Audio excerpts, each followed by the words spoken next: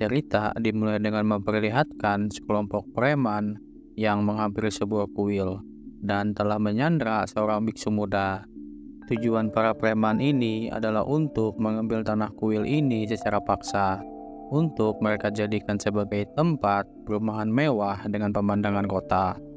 Saat para preman ini mengancam para biksu di sana, terdengar sebuah kutukan doa dari seorang biksu. Ketika itu, ketua dari para preman ini menyuruh anak buahnya untuk menangkap biksu tersebut. Namun, ketika salah satu anak buahnya menemui biksu itu, ia dihajar oleh biksu tersebut. Biksu itu bernama Kim Hai-il. Hai-il tahu kalau mereka disuruh oleh anggota dewan Kwon Nam-chol. Hai-il mengatakan kalau ia akan mengampuni mereka jika mereka meninggalkan tempat ini. Ketua preman yang mendengar hal itu pun menyuruh anak buahnya untuk menghajar Hai-il.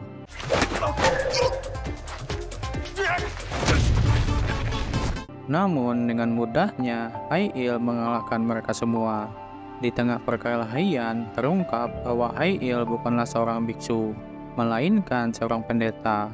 Ketua preman yang ketakutan mengatakan kalau seorang pendeta tidak boleh menghajar seseorang. Namun Hai-il tidak mempedulikan perkataannya dan menghajar ketua preman tersebut.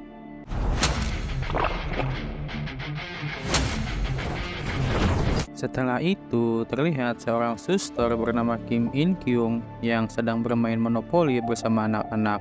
Salah satu anak kecil tersebut mengetahui kalau suster Kim bermain dengan curang. Kemudian terlihat seorang pastor bernama Han Song-kyu yang marah ketika mendengar pengakuan dosa dari seorang pria. Sementara di sisi lain terlihat seorang bernama Song-sak yang memiliki kemampuan bela diri Muay Thai. Di saat yang sama terlihat seorang bernama Oh Yohan yang memiliki kemampuan dapat mendengar pembicaraan orang lain dengan sangat jelas. Sementara itu terlihat seorang detektif Go Dayong yang dapat menyelesaikan semua masalah yang ada di kantor polisi. Di sisi lain terlihat kalau seorang jaksa bernama Park Kyung-sun yang sedang menikmati liburannya. Kembali ke Hai-il, ini terlihat kalau Hai-il telah membawa semua preman tersebut ke kantor polisi. Ketua preman tersebut mengaku kalau mereka hanya ingin berdoa di kuil tersebut. Namun ada seorang pendeta telah menghajar mereka di sana. Salah satu biksu di sana memberikan bukti rekaman kalau kelompok preman tersebut telah berbohong dan mencoba untuk membakar kuil tersebut. Setelah itu, Hai-il dengan sengaja meledek mereka semua. Setelah semuanya selesai, biksu muda itu berterima kasih pada temannya bernama Lee Sang-hyun karena telah memperkenalkannya pada pendeta Kim Hai-il. Para biksu itu tidak menyangka seorang pendeta bersedia untuk membantu mereka, walaupun Hai-il berbeda keyakinan dengan mereka. Para biksu itu pun mengucapkan terima kasihnya pada Hai-il karena telah membantu menyelesaikan permasalahan mereka. Sepulangnya mereka, terlihat kalau Hai-il dan Sang-hyun sedang makan bersama. Sang-hyun mengatakan kalau Hai-il merupakan seorang pendeta yang memiliki keadilan yang kuat dan petarung hebat. Walaupun Hai-il merupakan seorang yang pemarah, namun Sang-hyun bercita-cita ingin menjadi seorang pendeta seperti Hai-il. Di sini terungkap kalau Sang-hyun memiliki penyakit jantung bawaan, dan terlihat kalau Hai-il selalu mengkhawatirkan kondisinya Sang-hyun. Tak lama setelah itu, detektif Go datang, dan Sang-hyun pun izin pamit pulang. Di perjalanan pulang, detektif Go meminta Hai-il untuk tidak membuat kekacauan di wilayah yurisdiksinya, walaupun mereka telah bekerja sama dalam menangkap para penjahat. Karena hanya itulah caranya untuk dapat melindungi Hai-il. Namun Hai-il meyakinkan detektif Go kalau ia akan baik-baik saja. Sesampainya mereka di gereja, terlihat kalau mereka semua sedang makan bersama. Song-sak merasa kesal karena Hai-il tidak mengajaknya pergi ke kuil untuk menghajar para preman tersebut. Setelah itu, mereka masih merasakan kehadiran Pastor Lee bersama mereka. Walaupun 5 tahun telah berlalu pasca kematian Pastor Lee. Sementara di sisi lain terlihat ketika Sang-hyun pulang, ia dihampiri oleh beberapa remaja yang membawanya secara paksa ke suatu tempat. Ketua geng remaja bernama Jang Sitae mengatakan kalau Sang Hyun telah melihat dan memfotonya pada malam itu. Sementara di sisi lain terlihat kalau Kyung Sun sedang makan bersama dengan seorang pria asing. Pria asing itu mengajak Kyung Sun untuk jalan-jalan bersama. Namun tak lama setelah itu, para polisi bersenjata tiba di sana. Dan ternyata pria asing tersebut merupakan seorang kartel narkoba.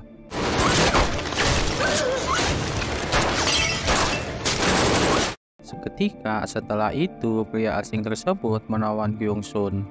Namun dengan mudahnya, Kyung Sun menjatuhkan pria asing tersebut hingga tak sadarkan diri. Namun dikarenakan Kyung Sun bersama pria asing tersebut, ia diduga ikut bekerja sama dengan pria asing tersebut. Sehingga Kyung Sun terpaksa harus ikut ditahan hingga penyelidikannya selesai.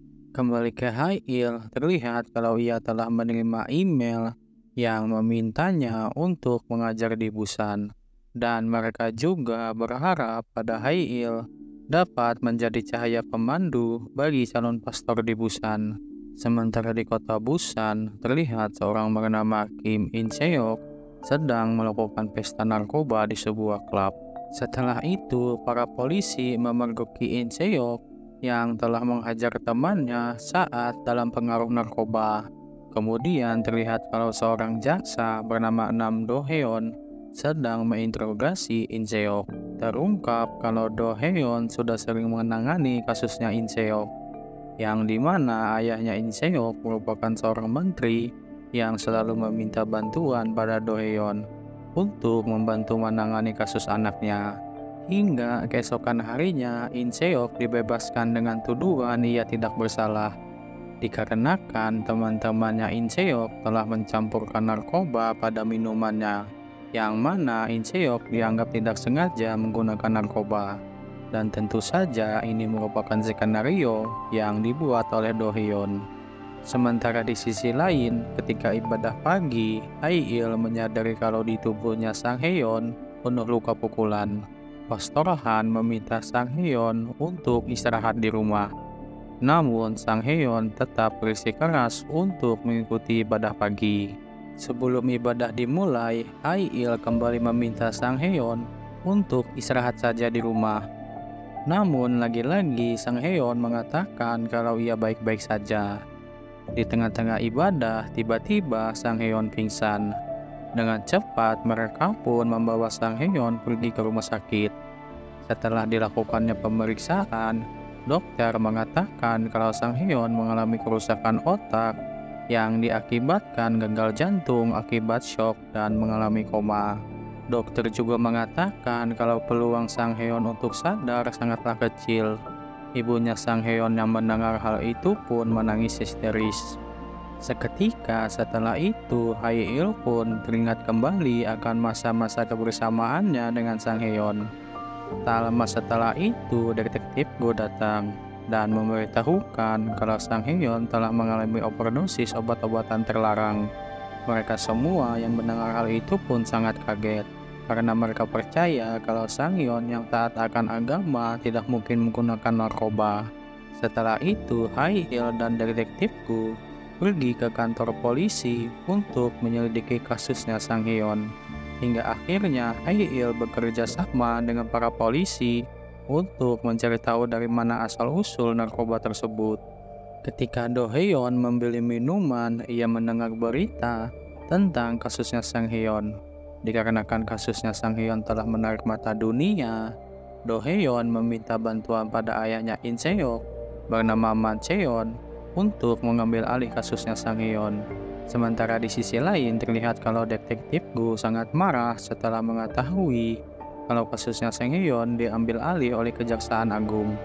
Dikarenakan kasus obat-obatan terlarang ini telah menjadi besar, maka pihak kejaksaan dapat mengambil alih kasusnya.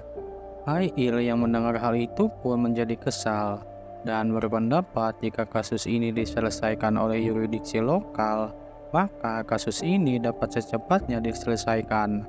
Dan mereka yakin kalau pada kasus ini ada sesuatu yang janggal. Hae-il yakin dalam kasus ini para jaksa terlihat seolah-olah sedang mengejar gembong narkoba. Padahal mungkin saja para jaksa sedang mencoba menutupi sesuatu. Malamnya, terlihat kalau Jiang Sitae sedang dihajar oleh seorang bernama Geralt.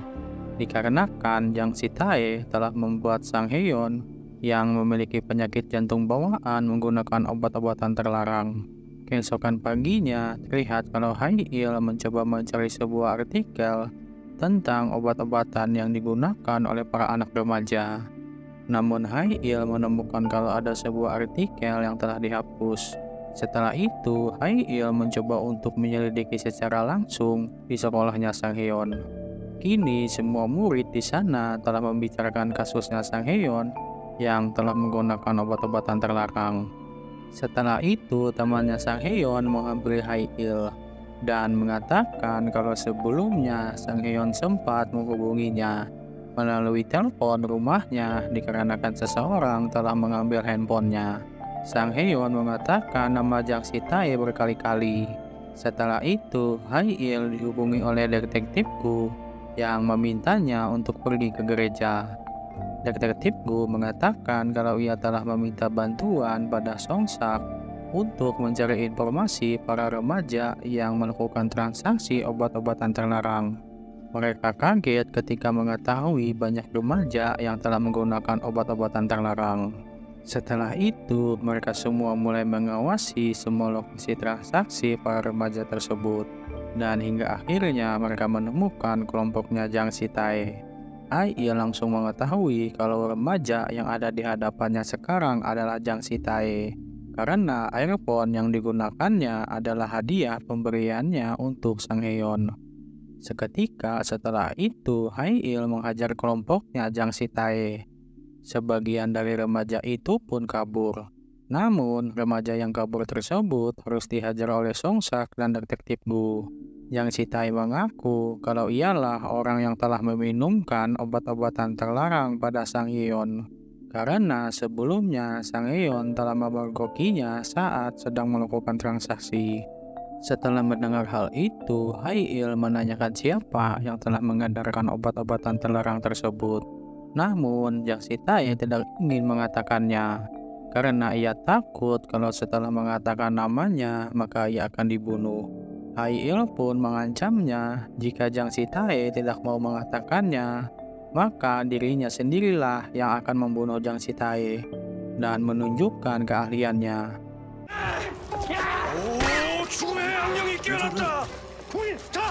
Setelah melihat itu, Jiang Sitae jadi ketakutan dan mengatakan orang itu bernama Geralt.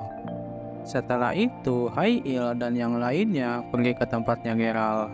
Walaupun satu persatu anak buahnya Geralt berdatangan, mereka dapat dengan mudahnya mengalahkan semua anak buahnya Geralt.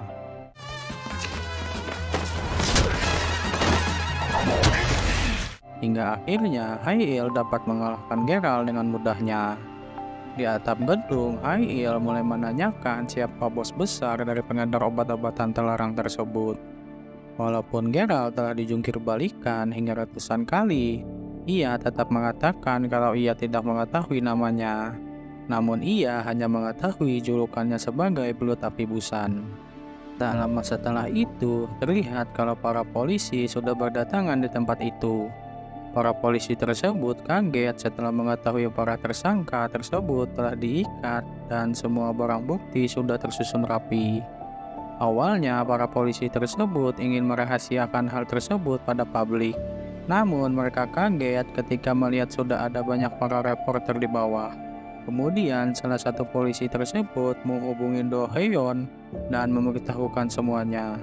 Tentu saja, Do Heon sangat kaget ketika mengetahui kalau jaringan narkoba berisikan 18 orang telah dikalahkan oleh 3 orang saja. Setelah itu, terlihat kalau Hai-il sedang mengunjungi Sang Heon di rumah sakit, dan Hai-il berdoa atas kesembuhannya Sang Heon. Kemudian Hai-il pergi ke gereja untuk mengeluarkan unek-uneknya pada Pastor Lee. Sekarang mereka semua membicarakan bagaimana tindakan Hai-il selanjutnya. Suster Kim mengatakan kalau mereka telah mengetahui apa yang sebenarnya terjadi pada Sang Heon, dan mereka juga telah menangkap pelaku yang telah membuat Sang Heon seperti sekarang. Namun ketika mereka semua mengetahui kalau Haiil sedang gelisah, mereka semua takut kalau Haiil sedang merencanakan sesuatu yang dapat membahayakan Haiil. Haiil mengatakan kalau belut api Busan mungkin saja ada di Busan. Hingga keesokan harinya, terlihat kalau Haiil baru saja tiba di Busan.